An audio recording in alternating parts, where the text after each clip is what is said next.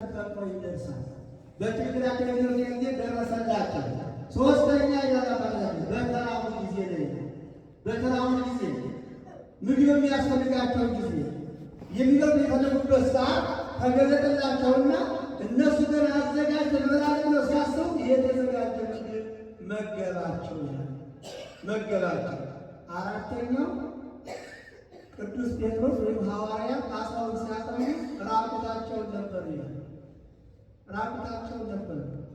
አዎ ራቁታችን በሆን ጊዜ ከጽድቅ ሥራ በተራቆትን ጊዜ ከመልካም ሥራ በተራቆትን ጊዜ በኃጢአት በተራቆትን ጊዜ በኃጢአት በወደቅን ጊዜ መጥቶ በንስሐ ጥሪ በቅዱሳኑ ጥሪ የክህነት የጥምቀት ልብስ የጸጋ ልብስ የሚያለብሰን አምላካችን ስለሆነ በተራቆቱ ጊዜ ራቁታቸው በሆኑ ጊዜ ተገለጸላቸው ይላል።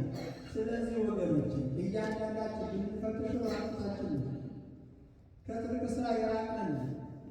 ምክንያቱም አንዳንድ ዝግጅት ሲኖር እንዴት አዳርፍ እንደምኖረው ታውቁታላችሁ። የሆነ ነገር ሲኖር አልበቃም እስክል ድረስ ወንበር እስኪጠብ ድረስ እንሞላዋለን። የእግዚአብሔር ቤት ግን ወንበሩ ባትሆን ይሄ ማለት ነው የስንፍና ኃጢአት ወርሶናል ማለት ነው። አሸንፎናል።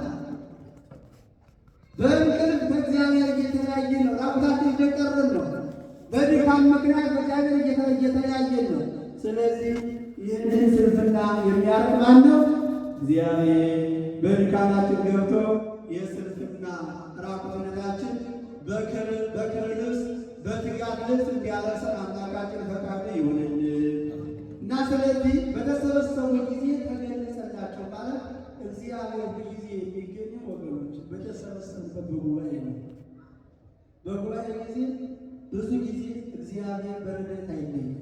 ለምን ብትሉ ካለን ውስጥ አንዱ ንጹሕ ጸሎት የሚሰማ ይኖራል። ስለዚህ ያሲ አምላካችን ይገኛል። ስለዚህ ያሲ ይገኛል። አንድ መምህር ተማሪዎቹን እያስተማረ እያለ ሁለት ደቀ መዛሙርት ጥያቄ ጠየቁ። መምህር ሆይ አለ። አቤት አለ። አንድ ላይ ሆኖ በጋራ ሆኖ መጸለይ ነው ጥሩ ወይስ መጽሐፍ እንደሚለው በርን ዘግተህ በድብቅ ሁለት ጸሎት ጥሩ መጸለይ ብሎ ጠየቀው መምህሩ ደቀ መዝሙር። ይሄን ጥያቄ ሳይመልሰው ሌላው ደግሞ ይችላል። መምህር ሆይ አለው። አቤት አለ። ኃጢአት ከሰራነው በኋላ ለምንድን ነው ንስሐን ብንወስድ አይኖርም ተው የማይጠፋው